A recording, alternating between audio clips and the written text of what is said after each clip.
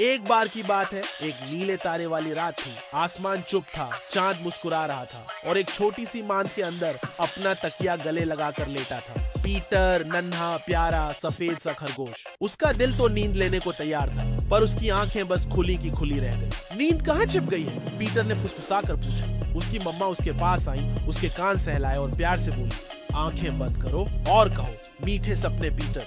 Peter ने आज्ञाकारी बच्चे की तरह आंखें बंद की, पर उसी पल कुछ हुआ। एक चमकती रेखा कमरे में लहराई, तकिए के नीचे से एक सुनहरी रोशनी बाहर निकली और पीटर अचानक अपने बिस्तर से ऊपर उठने लगा। अरे, मैं उड़ रहा हूँ! पीटर ने हैरानी से कहा। सामने उड़ती हुई आई एक परियों जैसी प्राणी, नन्हे पंख, नीले बाल और मुस्कुराता चेहरा। उसका नाम था लूमा, सपनों की संरक्षक परी। स्वागत है पीटर, लूमा बोली। तुम चुने गए हो आज रात के ड्रीम जर्नल गार्डियन बनने के लिए।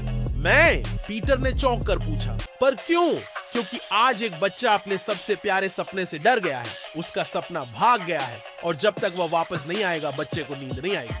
तो हम उसके सपने को ढूंढने जा रहे हैं, पीटर ने आंखें चमकाते हुए कहा। हाँ, और हमें जाना होगा ड्रीमलैंडिया में, सपनों की दुनिया में।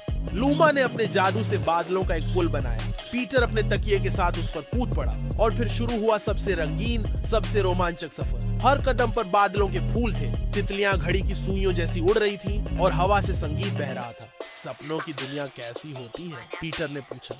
ये बच्चों की कल्पना से बनी है, लूमा बोली। हर सपना एक फूल है, अगर डर उसे छू ले तो वो मुरझा जाता है।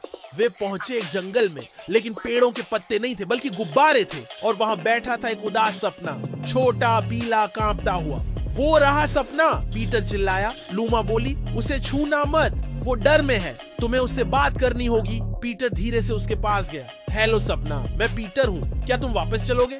सपने ने कांपते हुए कहा। मैं डर गया था, उस बच्चे ने मुझे अकेला छोड़ दिया। पर वो बच्चा सो नहीं पा रहा। पीटर ने कहा, वो तुम्हें बहुत याद कर रहा है, वो चाहता है कि तुम लौट आओ। सपना धीरे धीरे रोशनी में बदलने लगा, पर तभी सब कुछ कांप उठा। कौन है? एक डरावनी आवाज आई।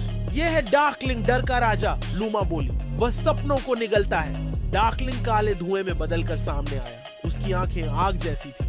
वापस जाओ, ये सपना अब मेरा है, उसने गरज कर कहा। पीटर डर गया, पर तभी उसे याद आया मम्मा की बात। मीठे सपने पीटर।